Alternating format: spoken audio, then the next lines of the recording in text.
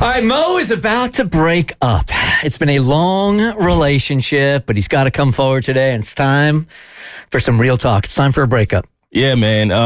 I've been in a relationship for over 30 years now with the Dallas Cowboys. And it's been 30 years of pain and agony. And even though every year I tell myself this is the year that I am not going to allow my expectations to rise so that they can just let me down once again, this is it. This year has felt like the year where I'm walking away. I think. Yeah, y'all got trounced this weekend. Okay. I mean, ow. I mean, It's true. You all just, yeah. It was bad. You S the bed. Yeah. I turned ESPN on the morning after, and Stephen A. Smith, who was on ESPN, absolutely hates the Cowboys. He takes so much joy each and every time that they lose that I texted Mo, and I'm like, stay away from ESPN this morning. Stephen A. Smith has given the Cowboys so much grief. This connects, I think, with so many people because if you haven't had a team that has won a championship, every year is a disappointment for you. And every year you realize how emotional you get. It's a mood changer. When I lived in Dallas, I think I told you this, I lived in Dallas for 2 years, and I could tell you if the Cowboys won or lost based on the chemistry in the city that day. That you could really feel like the air sucked out of the city when they lost. Aren't they supposed to be America's team? Yeah. I don't know why. A long time ago. Oh, okay. We haven't been for quite some time. Because, I mean, then that means America's just a bunch of losers. Oh, what else is new? No, because this is helping. I need the motivation. I do. I think I've become the friend that's constantly telling their friends I'm leaving this person like over and over and over, and you just never leave. Yes. And something about sitting in Costa Rica with friends that I'm supposed to be celebrating, and everybody's having a great time, and I was legit depressed. Like they could not understand why my entire mood changed, and I was like, I have to make a change in my life. So for those that aren't aware, it's the NFL playoffs are happening right now. And so it was the Dallas Cowboys and the Green Bay Packers, right? Yep. And it was a wild Allegedly, it was the Dallas Cowboys. Yes. card. Did they forget to show up again? Again, yes. And Dallas does this every single year. If you don't know anything about sports, they were great in the 70s and the 80s. I mean, really great. And that's why they were dubbed America's team. And they haven't won crap in like almost 30 years. 30 but years. Their fans like Mo are like waiting. And this was going to be the year again. They were favored in this game. They were playing a team that was the youngest roster in the NFL. They barely made the playoffs. Barely made the playoffs. So they were going to trounce the Packers. But no. That's not the way it ended. But I wrote a letter to see, or at least to show, how I would like to end my relationship with the Dallas Cowboys. You can't. Why not? Because you can't. Why not? Because you can't. Why not? I'm over it. I was this way with Georgia for so many years, and then they won a national championship, and we were friends again. Well, maybe if that happens, I'll come back. But you can't do that. Why You not? can't be a fair weather friend. Sometimes God. timing is everything. Sometimes the the relationship needs a little bit of time. You're like the Dallas Cowboys dating Antichrist. I am. All of a sudden you're good, so I want you back. Isn't this the beauty of being a fan, though? That you have to go through these seasons of disappointment time and time again. So when they finally do win a championship in like 2062, you're there and you can enjoy it because you've been rooting for them all these years? No. There's no beauty in it at all. And I'm not waiting. I deserve more, and I deserve better. Here is my letter to the Dallas Cowboys.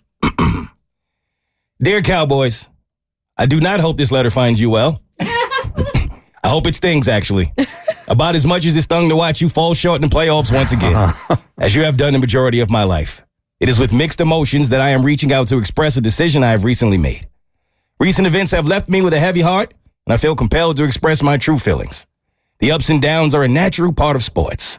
But the way that you'll continue to end up being losers at the end of the season every season should be studied.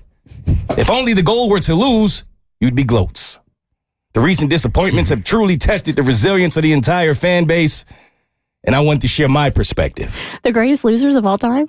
That's exactly what The gloats. There I was, an 8-year-old kid, excited, full of life, and stupid. My dad walked in wearing a blue and white jersey and turned on the television, said, "Son, come watch the Cowboys game with me."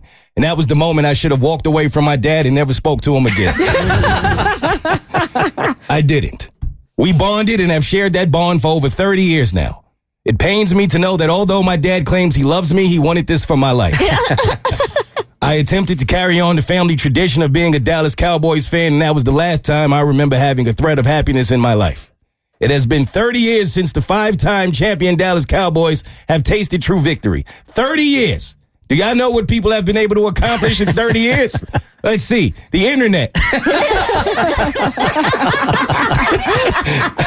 PCs, laptop computers, mobile phones, email, DNA testing and sequencing, microprocessors, fiber optics, liquid crystal displays, GPS systems, and social media. And the Dallas Cowboys can't find a win a damn football game when it matters.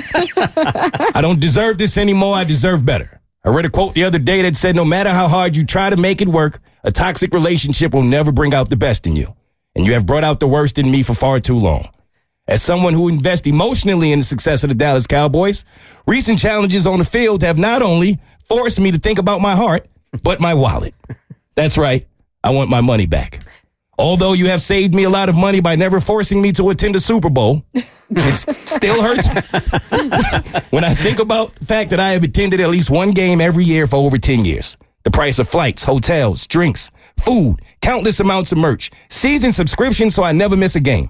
I've watched over 1,500 hours of Cowboys games in my life, and I think once you add all of that up, plus the emotional distress, you land somewhere around approximately $3.4 million, which is what y'all owe me. That's $157 million less than y'all paid Dak Prescott to throw interceptions in important games. I could do that for free. Despite the setbacks, my loyalty is supposed to remain unwavering. Being a fan means standing by your team through thick and thin, celebrating victories and weathering defeats together. You know who else feels that way? People in toxic relationships. I spend all this money and you spend nothing on me. I put all this time and effort into supporting you, and all I get back is the pain and agony of hearing Stephen A. Smith yell for 3 hours about how incapable the Dallas Cowboys are. Enough is enough. If you were a woman, my family and friends would be begging me to leave you. And I think it's time I put my money where my mouth is. At this point, moving forward, I will wish the Cowboys the best, but I will not be around to support it. In conclusion, every season with the Dallas Cowboys feels like a repeating Linkin Park song because they tried so hard and got so far. But in the end, it doesn't even matter. This decision is not a reflection of any particular event or disappointment, just a natural evolution of my interest. I wish the Cowboys the best and I respect their legacy, but me, I am done. Yeah. Until week 1 of next year. I know how this goes. The Bert Show.